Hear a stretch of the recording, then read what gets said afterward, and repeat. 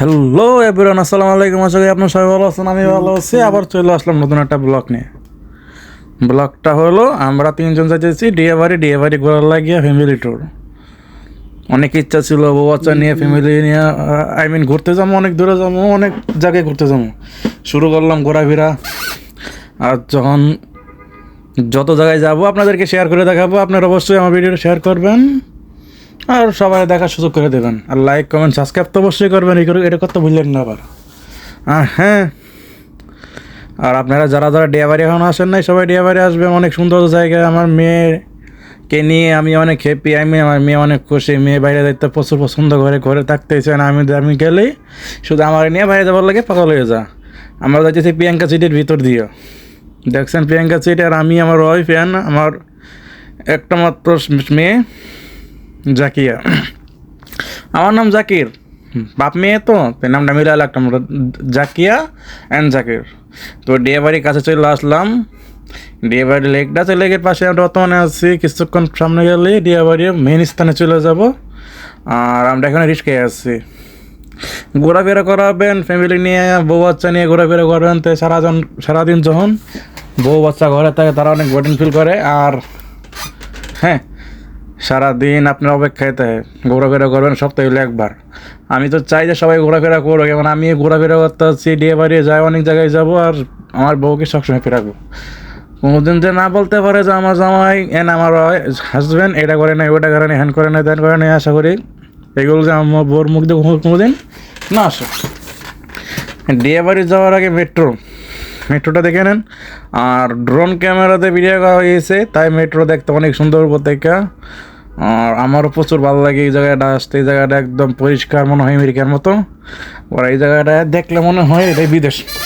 বাংলাদেশের মধ্যে থেকে বিদেশে একটা ফিল পাওয়া যায় আর কি। মাথার উপরে যে ট্রেন চলে, দেখতে অন্যরকম। আর আমরা প্রায় মেট্রোটা পার হয়ে গেছি। মেট্রোর সামনে গেলেই আমরা কিছুক্ষণ পরেই নেমে যাবো। নামাটাকে দেখেন আশেপাশের অবস্থা।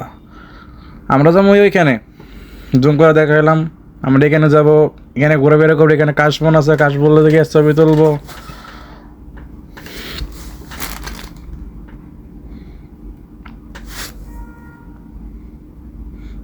ডিয়াবাড়িতে আসা মানে হ্যাপি। ফ্যামিলি নিয়ে আসবেন। কেউ আবার বলে একলা আসছেন না, একলা আসলে সন্দেহ করার মতো সম্ভাবনা আছে। যদি বউরে বলেন যে ডিয়াবাড়িতে একলা ঘুরে আসছি, তাহলে মনে করবে তো আমার এত কোন গার্লফ্রেন্ডে নিয়ে ঘুরে আছে, কোন মেয়ের নিয়ে ঘুরে আছে, বলতে পারতেছি না। আমার নিয়ে যাওয়ার কেন নেই। তো আমরা অনেক এখানে ক্যাকিং করলাম। ক্যাকিং মানে বোট চালাইলাম। এই লেগে বোট চালানোর পর আমি কিছুক্ষণ ভিডিও করতে পারি নাই, তাই আমি অন্য মানুষের ভিডিওটা করতেছি।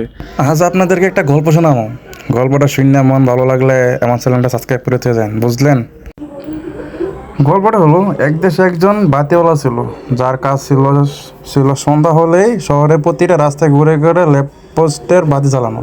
প্রতিদিন সে একই সময়ে তার কাজ শুরু করত এবং প্রতিদিন একই পথ ধরে হেঁটে যেত। শহরের মানুষ তাকে খুব ভালোবাসতো, কারণ তার জ্বালানো বাতির আলোয় রাতে তাদের পথ চলতে সুবিধা হতো। একদিন এক যুবক বাতিওয়ালার কাছে এসে জিজ্ঞেস করলো, আপনি প্রতিদিন একই কাজ করেন, এতে কি আপনার একঘেয়ে লাগে না? বাতিওয়ালা হাসি মুখে উত্তর দিল, আমার কাজ তো শুধু বাতি জ্বালানো নয়, আমার কাজ হলো অন্ধকার দূর করা।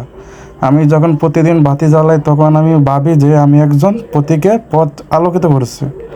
আমি একজন পরিবারকে নিরাপদে বাড়ি ফিরিয়ে সাহায্য করেছি। আমি একজন শিক্ষার্থীর রাতে পড়াশোনা করার সুযোগ করে দিয়েছি।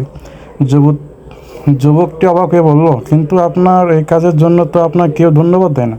বাতিওয়ালা বলল, আমার কাজের জন্য ধন্যবাদ পাওয়া প্রয়োজন নেই। আমি জানি আমার কাজের গুরুত্ব কতখানি। যখন আমি দেখি আমার জ্বালানো বাতি আলোয় কারা মুখে হাসি ফোটে, তখনই আমি আমার কাজের সার্থকতা খুঁজে পাই।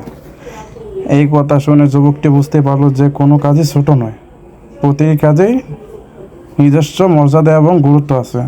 আমরা যখন কোনো কাজকে শুধু কাজ হিসেবে না দেখে তার পেছনে উদ্দেশ্য এবং প্রভাবকে দেখব, তখনই আমরা আমাদের কাজের প্রতি আরও বেশি ভালোবাসা এবং সম্মান অনুভব করব। গল্পের শিক্ষা।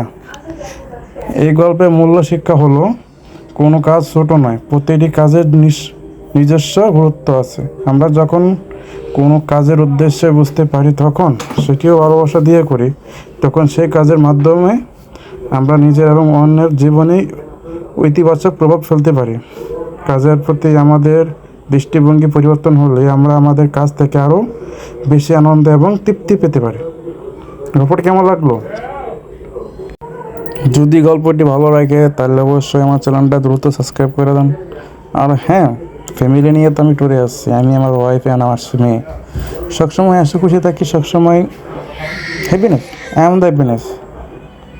আর আপনারা সবসময় আমাদেরকে লেগে দোয়া করবেন। আর আমি চাই যে আমার ফ্যামিলিকে নিয়ে সবসময় হাসি খুশি থাকি। আর আপনারা অবশ্যই দিয়ে বাড়িতে আসবেন।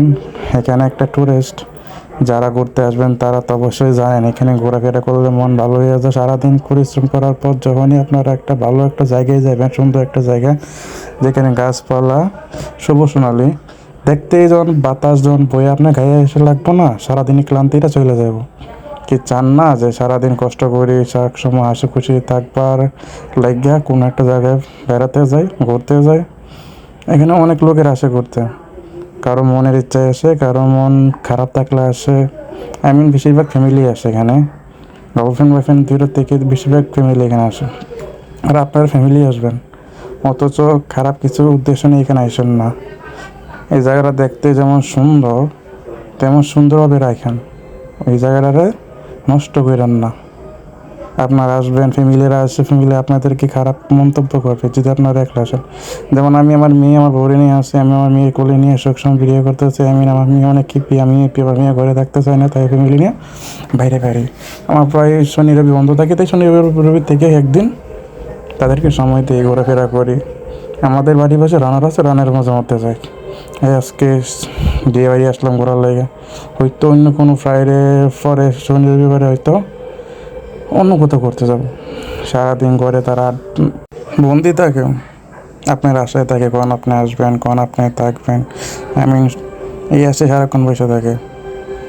তাই আপনারা উচিত প্রত্যেকটা ফ্রাইডে অথবা স্যাটারডে সানডে যে কোনো একদিন তাদেরকে নিয়ে ঘোরাফেরা করবেন।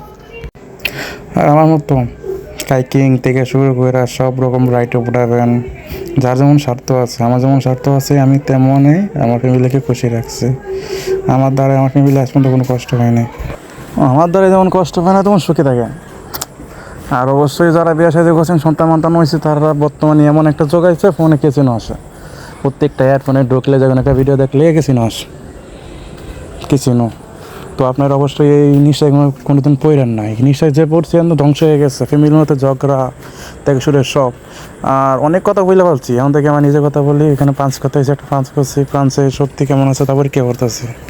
অনেকদিন অসুস্থ ছিলাম তো, তার জন্য পাঞ্চ করতে এলাম আর কি। ট্রাই করলাম শক্তিটা কেমন আগে থেকে উন্নত হয়েছে কিনা। দেখলাম আগে থেকে উন্নত হয় নাই, তাই বুঝলাম যে আমার শরীরটা আগের মতো রেখে বেরো হয় নাই। তো দোয়া করেন যে আমি সুস্থ হয়ে যাই। আমার ডেঙ্গু হয়েছিল, হাসপাতালে একদিন ভর্তি ছিলাম। আর আমার লাগে দোয়া করেন। আর এখন আমার শরীর ঠিক মতো সুস্থ হয় না, ঠিক মতো শক্তি পাই না এখন। আর হ্যাঁ, অনেক কথা বলে ফেলছি। এখন তো বিদায়ের সময় হয়ে গেছে, বেশিক্ষণ থাকবো না। তো কথা আমাদের জন্য বলছি, ঠিক আছে, তাহলে মাফ করে থাকেন। আর আপনারা আমার জন্য দোয়া করেন, আর আমার ফ্যামিলি লাগে দোয়া করেন যাতে ভালো ভালো আর ভিডিও দিতে পারি। লাস্ট আসসালামু আলাইকুম, ভালো দেখেন, আল্লাহ হাফেজ। আমার মেয়েটা দেখে নেন সবাই, মেয়েটার লেগে দোয়া করেন। আল্লাহ হাফেজ।